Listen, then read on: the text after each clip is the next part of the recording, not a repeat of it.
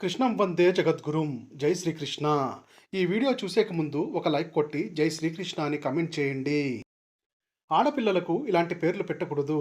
కాదని ఇలాంటి పేర్లు ఆడపిల్లలకు పెడితే వారు జీవితాంతం కష్టాలు అనుభవిస్తారు. ఈ పేర్లను ఆడపిల్లలకు పెడితే రాక్షసుడి లాంటి భర్త వస్తాడని శాస్త్రాలు చెబుతున్నాయి. పుట్టిన బిడ్డకు పేరు పెట్టే కార్యక్రమాన్ని నామకరణం అంటారు.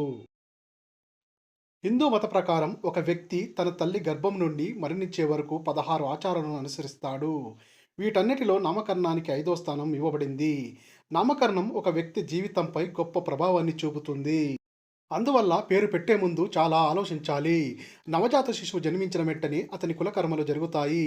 ఈ సమయంలో నుండి సూతకాలం జరుగుతుంది. శిశువు పుట్టిన 10 రోజులు గడిచిన తర్వాత నామకరణం చేయాలని చెబుతున్నారు. బిడ్డకు నామకరణం చేసే రోజు ఆహ్వానం చేసి బ్రాహ్మణులకు భోజనం పెట్టాలి. నామకరణం రోజున పుట్టినరోజు గ్రహాలు, దిశ, తేదీ, సమయం వంటి అనేక ముఖ్యమైన అంశాలను దృష్టిలో ఉంచుకొని పిల్లలను జాతకానికి సిద్ధం చేస్తారు.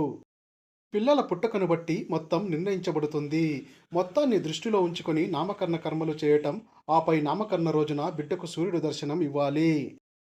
పిల్లల తాతలు మరియు తల్లిదండ్రులు పిల్లల కుడి చెవి దగ్గర పేరును చెబుతారు.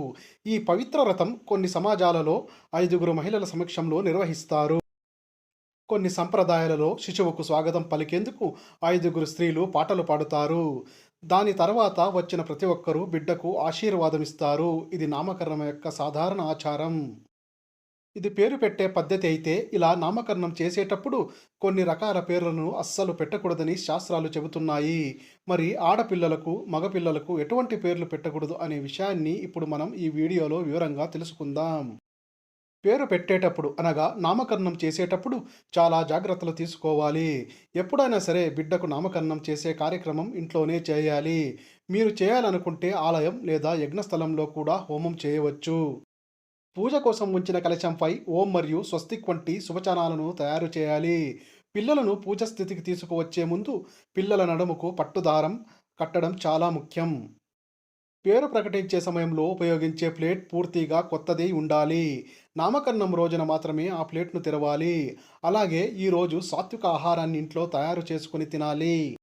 నామకరణం చేసే సమయంలో బిడ్డను తల్లితోనే ఉంచితే మంచిది.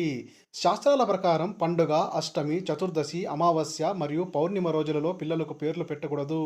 అంతేకాదు, చతుర్దశి తిథి, నవమి తిథి నాడు పిల్లలకు పేర్లు పెట్టడం అశుభం. పిల్లలకు కులదేవత లేదా దేవతా పేర్లు పెట్టడం శ్రేయస్కరం. హిందూ విశ్వాసాల ప్రకారం పిల్లల పేరు యొక్క అర్థం అతని పాత్రను ప్రభావితం చేస్తుంది. పిల్లల పేర్లు అతని గ్రహస్థితిలో సరిపోకపోతే పిల్లలకు దురదృష్టాన్ని తెచ్చిపెడుతుంది. అంతేకాదు, పేర్లను ఎంచుకోవడం చాలా ముఖ్యమైనదిగా పరిగణించబడింది. ఇక పిల్లలకు ఎటువంటి పేర్లు పెట్టాలి, ఎటువంటి పేర్లు పెట్టకూడదు అనే విషయానికి వస్తే, హనుమాన్ చాలీసా పఠించేవారు వారి పిల్లలకు పవన్, భీమన్, సాగర్ లాంటి పేర్లను పెట్టుకుంటే చాలా మంచిది. విక్రమ్, శంకర్, విజయ్ లాంటి పేర్లు పెట్టుకున్నా మంచే జరుగుతుంది. అయితే కొన్ని పేర్లను మాత్రం పిల్లలకి అసలు పెట్టకూడదు. పిల్లలకు అసలు పెట్టకూడని మొదటి పేరు ఏమిటంటే అశ్వత్థామ. అశ్వత్థామ ద్రోణాచార్య కుమారుడు. కురుక్షేత్ర యుద్ధంలో అభిమన్యుడి భార్య ఉత్తర గర్భంపై బ్రహ్మాస్త్రాన్ని సంధిస్తాడు. దాని వలన కృష్ణుడు ఆగ్రహానికి గురి అవుతాడు.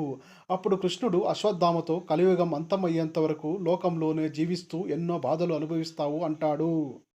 ఇలా శాపానికి గురైన అశ్వత్థామ అనే పేరును పెట్టుకోకూడదని పెద్దలు చెబుతున్నారు. పిల్లలకు అస్సలు పెట్టకూడని మరొక పేరు సుగ్రీవుడు.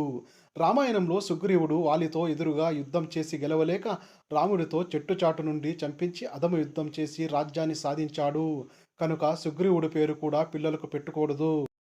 కాదని పెడితే వారు పెద్దయ్యాక అడ్డదారుల్లో విజయాలు సాధిస్తారు. ఇక పిల్లలకు పెట్టకూడని మూడవ పేరు ఏమిటంటే శకుని. సాధారణంగా ఎవరు శకుని పేరు పెట్టుకోవడానికి ఇష్టపడరు. ఎందుకంటే ఇతడు తన మాయాపాచికలతో పాండవులను జూదంలో ఓడించాడు. కౌరవుల వెనకై ఉండి వినాశానికి కారణమయ్యాడు.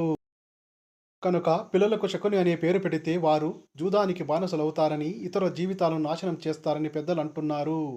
ఇక ఇంకొక పేరు దుర్యోధనుడు. దుర్యోధనుడు మహాభారతంలో చేసిన మోసాల వలన పాండవులు అడవుల పాలవుతారు. రాజ్యాన్ని కూడా కోల్పోతారు. ఇతను ఎంతో మోసపోయాడు. అందుకే దుర్యోధనుడు అనే పేరు ఎవరు పెట్టుకోకూడదు. పెట్టుకుంటే మోసగాళ్ళుగా మారుతారు. ఆడపిల్లలకు ఎప్పుడూ కూడా ద్రౌపది అనే పేరు పెట్టకూడదు.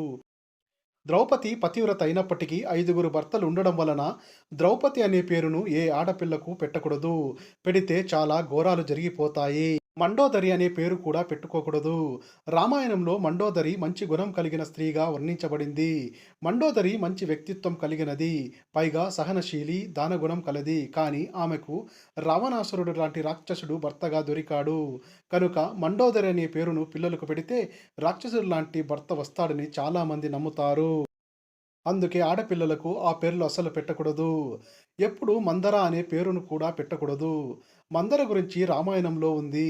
ఆమె చెడ్డ బుద్ధి గలది, చెడు కోరుకుంటుంది. అందుకే అలాంటి పేరు పెట్టకూడదు. అలాగే కైకేయి అనే పేరు కూడా పెట్టకూడదు. ఎందుకంటే రాముడు అడవులకు వెళ్ళడానికి కారణమైంది. అలాగే తులసి అనే పేరు కూడా ఆడపిల్లలకు పెట్టకూడదు. రాక్షసుడి లాంటి భర్త వస్తాడని వారి జీవితం నరకంలా మారుతుంది. సాధారణంగా కొన్ని పేర్లు విన్నప్పుడు నెగెటివ్ ఆలోచనలు వస్తాయి. అలాంటి పేర్లు పిల్లలకు పెట్టకుండా ఉంటేనే మంచిది. పేర్లు పెట్టడం వలన మీ పిల్లలకు మంచి జరుగుతుంది. అలాగే మరి పాతకాలం నాటి పేర్లు అంటే ఎల్లమ్మ, పుల్లమ్మ, వెంకమ్మ ఇలాంటి పూర్వకాలపు పేర్లు కూడా పెట్టకుండా ఉంటేనే మంచిది. ఎందుకంటే ఈ కాలం పిల్లలకు అలాంటి పేర్లు పెడితే వారు పెరిగే కొద్దీ స్నేహితులు వారి పేరు మీద కామెంట్ చేస్తూ ఉంటారు. దానివల్ల స్కూల్లో, కాలేజీల్లో అవమానంగా భావించబడతారు. కనుక మంచి పేర్లు పెట్టండి. ఎలా పడితే అలా పేర్లు పెట్టేస్తే ఫ్యూచర్‌లో మీ పిల్లలకు బాగా ప్రాబ్లమ్స్ వస్తాయి. కాబట్టి మీరు పేరు పెట్టే ముందు తప్పకుండా పేరు పెట్టిన తర్వాత వారి వారి యొక్క జీవితంలో పేరుకు తగ్గట్టుగా జీవించేలాగా మంచి బుద్ధులు నేర్పాలి. పిల్లలని పూర్తి పేరుతో పిలవండి. నిక్‌నేమ్స్‌తో పిలవద్దు. పూర్తి పేరుతో పిలవడం తప్పేమీ లేదు. ఇక 3 రకాల పేర్లు పెట్టవచ్చని శాస్త్రాలలో చెప్పారు. అవి మాస ప్రకారం మాసనామం ఒకటి, గ్రహదోషాలు పాపపీడలు పోగొట్టుకు నక్షత్రనామం ఒకటి, అందరూ పిలుచుకోవడానికి వ్యవహార నామం ఒకటి పెట్టుకోవచ్చు. దేవతల పేర్లు, ప్రకృతికి సంబంధమైన పేర్లు కానీ పెట్టుకోవాలి. అర్థం మారిపోయేవి, మనకు సంబంధం లేని భాషల పదాలు, 2, 3 భాషల్లోని పదాలు కలిపి సూచించేవి, పలకడానికి కష్టంగా ఉండేవి, ఎక్కువ దీర్ఘాక్షరాలతో ఉండేవి, అలంకారాంతం ఉండే పేర్లు పెట్టకూడదు. సరళమైన, శుభకరమైన పేర్లు చివరిలో దీర్ఘంగానే, స్వర్గగానే ఉండేవి, స్పష్టమైన అర్థం కలవే మనకు ఆహ్లాదాన్నిచ్చేవి పేర్లుగా పెట్టుకోవాలని శాసనం చెబుతోంది. విన్నారు కదా! ఎలాంటి పేర్లు పెట్టుకోవాలి, ఎలాంటి పేర్లు పెట్టుకోకూడదని. ఇక ఈ వీడియో మీకు నచ్చినట్లయితే లైక్ చేయండి, షేర్ చేయండి, సబ్స్క్రైబ్ చేసుకోండి. Thank you for watching. Survey జన సుఖినో భవంతు.